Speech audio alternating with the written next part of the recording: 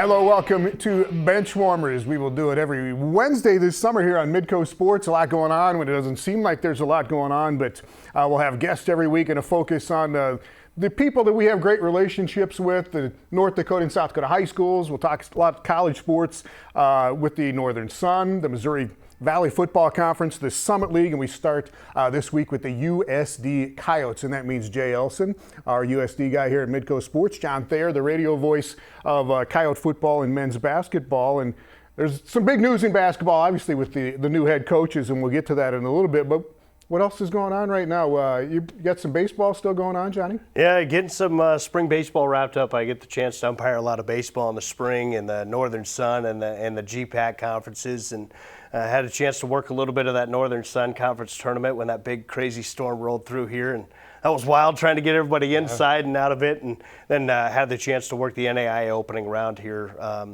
recently in Bellevue, Nebraska, so that was pretty cool. We send a team to the World Series, and outside of that, I'll do a little bit of umpiring in the summer. Otherwise, play some golf. It's time to play some golf.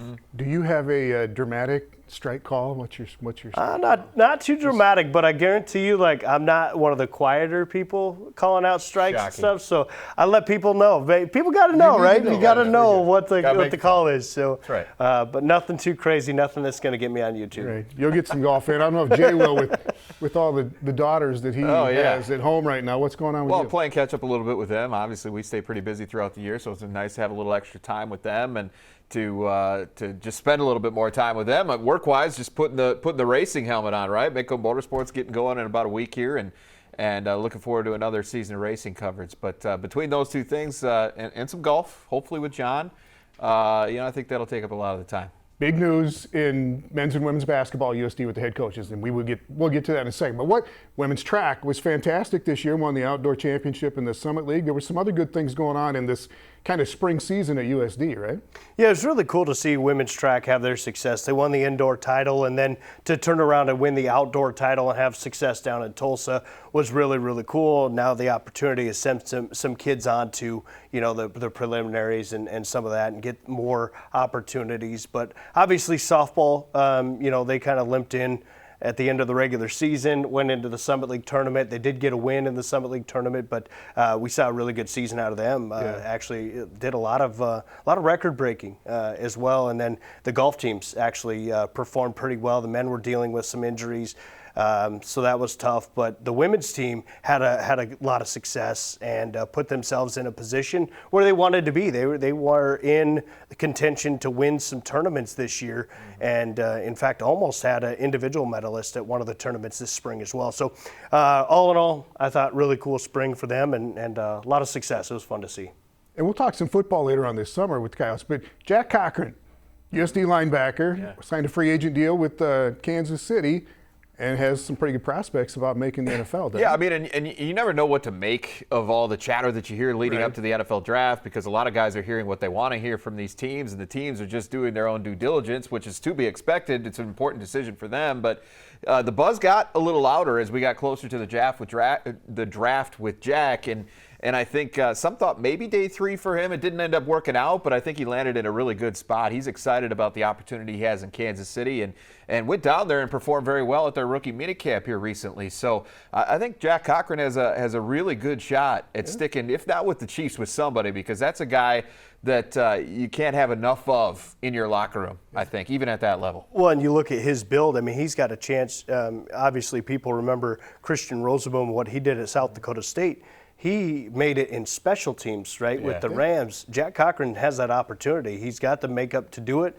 And who knows, maybe he'll get some playing time as well. But he had an interception. You were talking about his performance in the minicamp. He got an interception, about had a second one, and he's excited. He's really, really happy with where he's at. Yeah. Keep him in red in Kansas City. That'd be just fine for Cochran. We'll see how it goes for him. All right, talked about basketball and the big changes there. New head coaches in men's and women's basketball in Vermilion. And when we come back, we'll hear from Eric Peterson, the new men's head basketball coach at USD. Thanks for watching Benchwarmers, presented by Avera Orthopedics.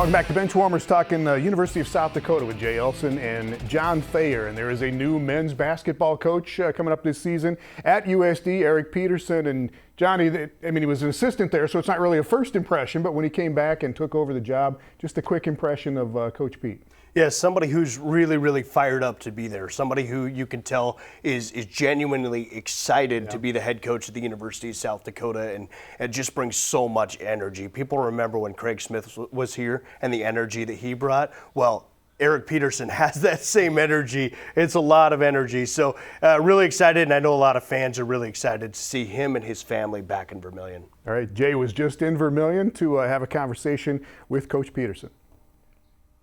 Well, it's been a little over a month since you came onto campus, Eric, as the next head coach of the USD men's basketball team, and what a wild ride that month has been. I mean, you've been all over trying to basically build a program in a lot of ways. So take me through just a little bit of what your first steps were after you were first initially introduced. I would say the first steps were just re-recruiting our guys. We had 2 guys go in the transfer portal, Mason and Cruz, and a couple other guys that thought about going in there. And it was just, when you take a new job, you have to build relationships quickly with players. And those guys knew I didn't recruit them, and they didn't choose me. So we had to catch up really, really fast. And what I tried to do is show them a lot of film, try to be really honest with them, try to just build that relationship as quick as I could. And some guys were just like, Coach, I don't know. And I just said, hey, if you're thinking about going in the portal, go right now. I don't want to wait until May, and now we're trying to fill 6 scholarships in May. Mason was out there maybe for 10 days and just said, hey, I love USD. I don't know why I'm in the portal. I want to come back. So we obviously took Mason back. And then Cruz took a little bit longer, took a couple visits, but ultimately decided this was the best place for him. And obviously I agreed. So that was tough, just waiting those 2 weeks to figure out what our team was going to be like.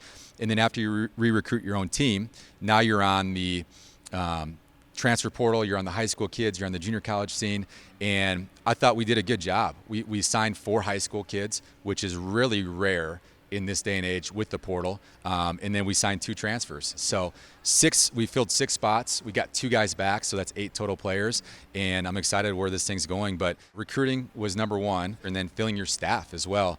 We hired 3 assistants. 1 we rehired, Casey Kasperbauer, and then we just recently hired a director of operations as well. So that's been kind of a process, but number 1 was our players, and it should always be about the players, and the rest kind of comes second. Well, you mentioned the portal, and you can't talk college athletics right now and not talk about the portal. But for a first-year head coach and a guy who's coming in and has a significant portion of your roster to fill, does it make life easier or more difficult? Depends on the situation. No, I think there's good and bad with it. I think you can always look at it like it's a bad thing, but I think when you take a job, it can really help you. We signed 2 very, very good players out of the portal. Now, we lost a couple kids that the previous staff had, and those guys were probably gone by the time I got here. And regardless if I was coming or not, they weren't going to be here. My biggest thing with our roster was wanted to try to balance it a little bit, where you just don't have all seniors or juniors. If you look at our roster right now, we have 12 of the 13 scholarships filled. We have 8 freshmen and sophomores on our roster. So the other 4 guys are very experienced upperclassmen that I think will really help us. But we're trying to build this thing so we're good every year. I don't want to just be good one year and then not be good the next year. I think we can be good for the next 2 or 3 years with that younger talent. So can go both ways, but you can't change it. And the transfer portal's here, and you just have to get used to it and adapt. It's a lot of turnover. It's a lot of chemistry that either has to be started anew or reestablished. How important are these next couple of months for you? Chemistry is huge. I've seen teams that have been way more talented, and they can't figure it out chemistry-wise, and it just breaks them. So one of the things I would say here and at Utah State is we always had the best chemistry. I think that's what separates good teams from being elite and taking that next step and maybe making the NCAA tournament. So we get all our guys back June 13th. There's actually 3 players which are playing with their national team. Felix from Sweden is just got selected yesterday for the U20. Mihai is playing with the Romanian team, and then Cruz is back playing in the Asian Cup. So we'll be without those 3 guys, but the rest of our guys will be here, and it'll be a huge summer for us to build that chemistry. All right, good stuff, Jay. And I think the bottom line is it looked like there was going to be a lot of turnover in the roster, and there was some. but not as much as everybody thought there was going to be, especially with Archambault coming back, with Peril Hunt coming back, Hunter Goodrick left, but you get Bruns in there, AJ Plitzawhite comes back as well. So there's a lot there that's actually coming back.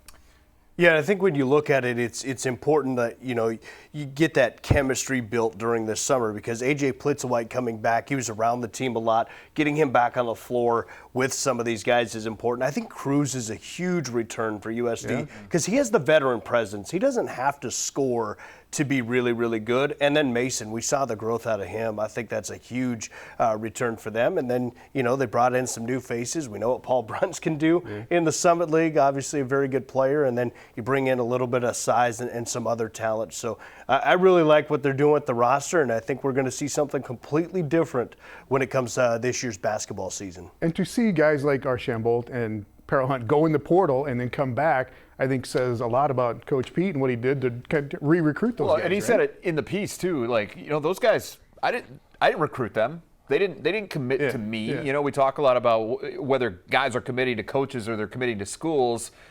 I think we all know they're committing to the coaches. That's why they're going to a particular school. So for him to be able to sell himself, sell what he wants to do with this program, and convince two very high-level players for this team to, come back, stick with me, see what we can do here together. I think you're right. I think it says a lot about his ability, and that's always been one of his strengths, and he showed it right there. Yeah, and they're going to be good. I don't know if it's going to be sneaky good, but they're going to be good, I think. Yeah, I think so. I think we're going to see them take a good step forward, and you're going to see it. It's, a lot of these players, a lot of these teams, they follow what their head coach is, and Eric Peterson's a winner, and we're going to see that. All right, going to be fun to watch. All right, there is a new Coyote women's basketball coach as well, and we will hear from Kayla Karius when we come back.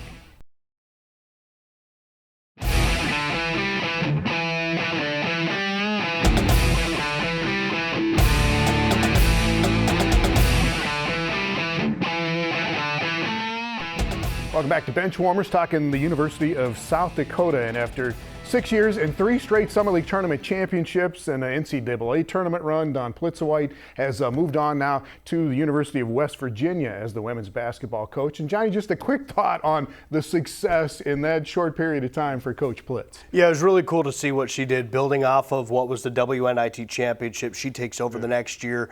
People didn't know we lost so much off of that team, right? But they were playing for a regular season conference title at the end of the season, the last weekend in her first year, and then they just built from there. She did a phenomenal job, brought a lot of success, obviously, to USD and women's basketball, and just continued to build that rivalry in the state and then on a national level. It's been great for both USD and SDSU.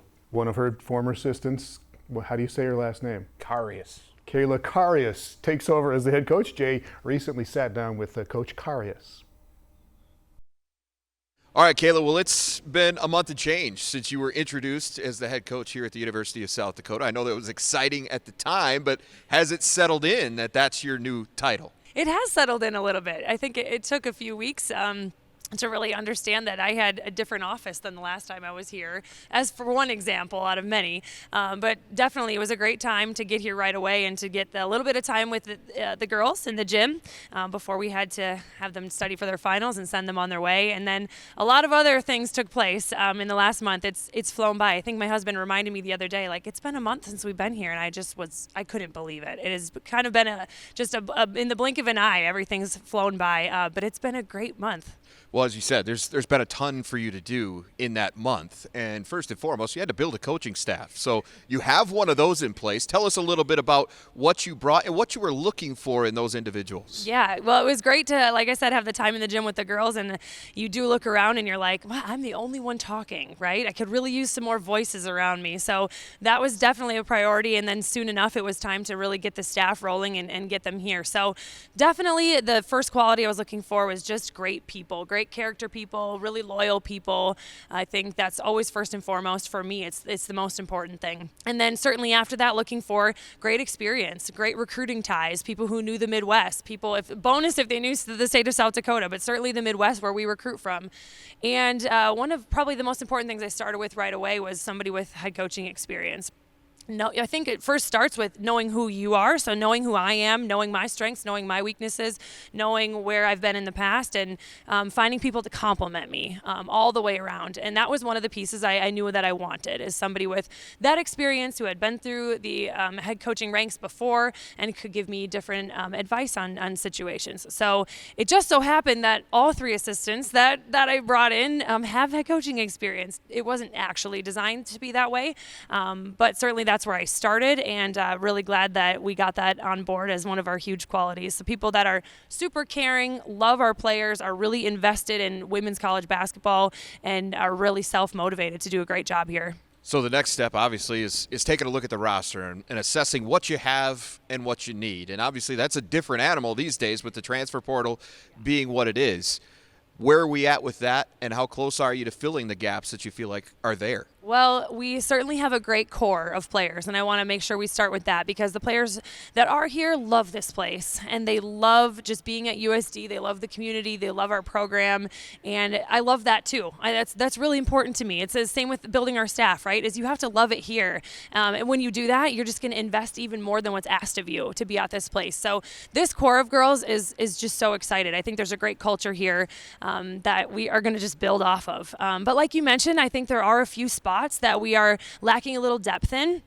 So we are looking at the transfer portal right now to just fill some of those spots. So like we have talked about, we have that point guard role that's sort of undecided at this point. I think we've got several players who are capable of filling that role, but looking for someone to fill that spot, as well as bringing in a little bit more size. So just to bring in a few more players to give us more depth all the way around is going to help us. How important, I understand the players are coming back early June, how important is it going to be from that point until you get back into school? Yeah, this summer is going to be a really important time for us. Working with a new coaching staff, there's always going to be transitions with just different drills, the way things are explained, different philosophies, and then to have new voices on staff and getting to know each other is huge. We're going to have those opportunities on the floor this summer. It'll be amazing for us to be able to do that, but also off the floor. We have a lot of things planned where we need to spend time together. We need to build that chemistry that I believe only comes on the floor after you've spent time off the floor, and really developing the trust and relationships with each other, so that when we do get to this season, we're like more of a well-oiled machine, and we know each other and can only build off of that.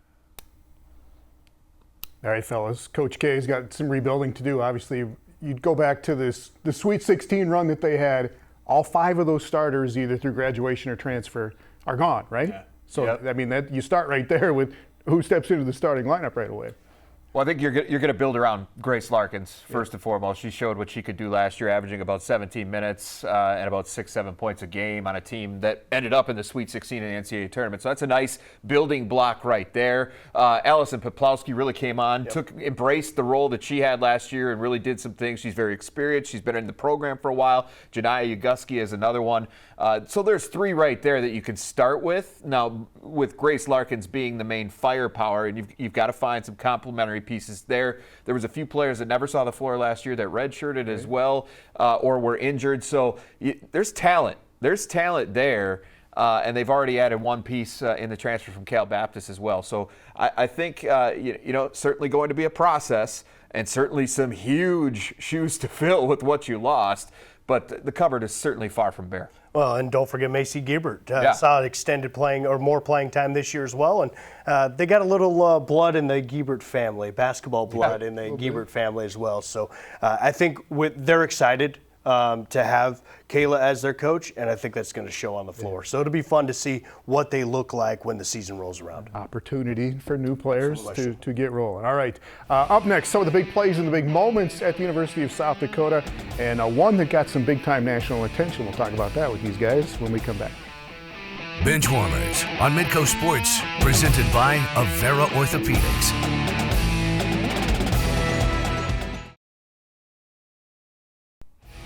Welcome back to Benchwarmers. There were plenty of big plays, big moments at the University of South Dakota this past sports season.